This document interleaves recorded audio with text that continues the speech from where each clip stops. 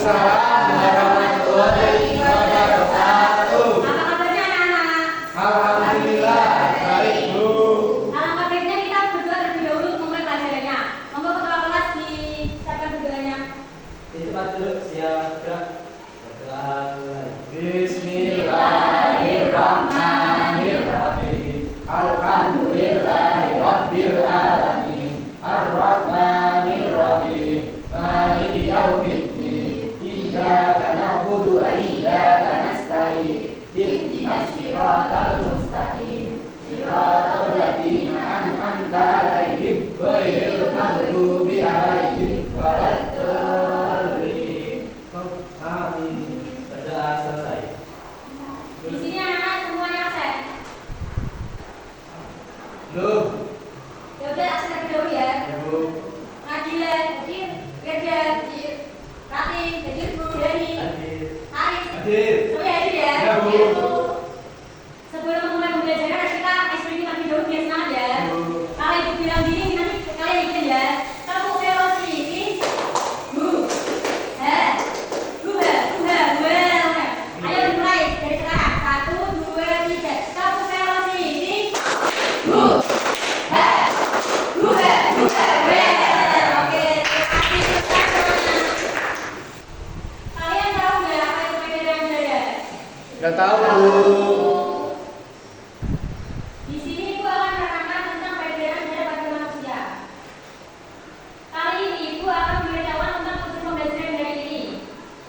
Proses 1, proses didik mampu mengidentifikasi proses perbedaan budaya dari kehidupan sehari-hari melalui PPT. Proses didik mampu menganalisis gangguan pola perbedaan budaya manusia melalui PPT. Proses didik dapat merepresentasikan hasil pembelajaran yang telah lalui agar dapat dengan baik. Di sini ada sistem perbedaan budaya. Pengertian sistem perbedaan budaya pada manusia juga dikenal sebagai sistem kardiovaskular adalah sistem organ yang berfungsi untuk mengangkut darah ke seluruh tubuh. Sistem ini terdiri dari jantung, pembuluh darah, arteri, vena, dan kapiler. Serta darah itu berfungsinya mengikuti pemantaran oksigen dari nutrisi ke sel tubuh serta pengangkutan produk sisa metabolisme serta karbon dioksida untuk dikeluarkan. Komponen perbedaan darah. Di situ ada darah, ada plasma darah, sel darah merah atau disebut eritrosit. 3 itu sel darah putih disebut leukosit. Dan 4 trombosit yaitu disebut dengan keping darah.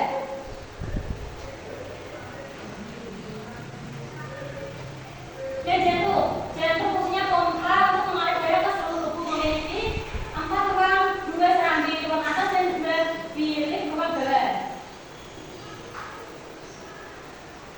Yang 1 serambi kanan menyerap darah yang membawa karbon dioksida. Yang 2 darah masuk ke bilik kanan yang juga dibawa menuju paru-paru tempat oksigen mematikan karbon dioksida.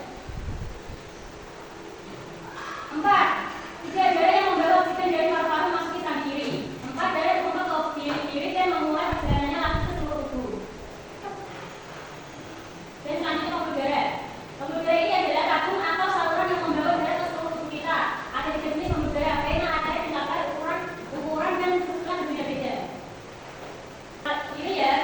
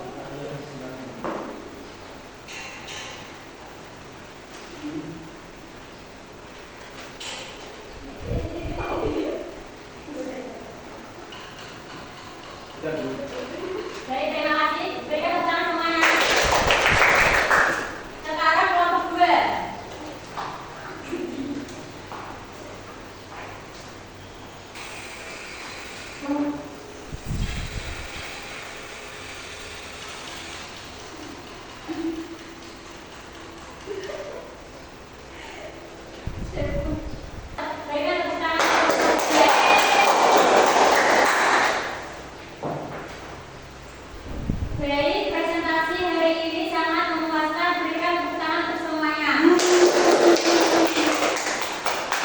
Dan di sini Ibu akan memberikan soal evaluasi secara individu. Waktu pengerjaannya 5 menit dan segera dikumpulkan.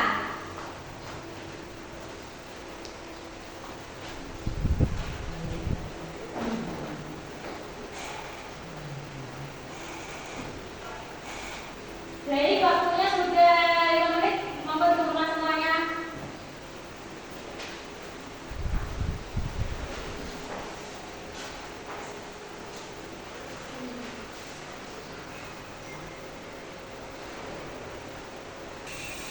Nah, sekarang apa aja yang kamu pelajari tentang perbedaan budaya hari ini? Tunggu, tadi ada jahe, ada tahu seminar, Ada pembuluh darah Bu. makasih, Ya, ada kaki hipertensi. pembuluh darah, Ada kapiler Bu. Ada artileri. ada arteri, kami darah,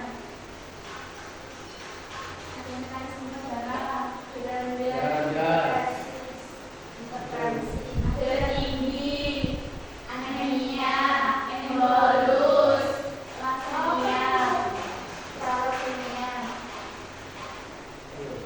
Oke, baik, pembelajaran hari ini saya cukupkan. Terima kasih sudah menghadiri pertemuan hari ini. Silakan dipimpin berdoa. Dan hati-hati di jalan, jangan lupa belajar ya. Ya Bu. Kita tutup siap doa mulai. Bismillahirrahmanirrahim. Wal 'asri innal insana lafi khusrin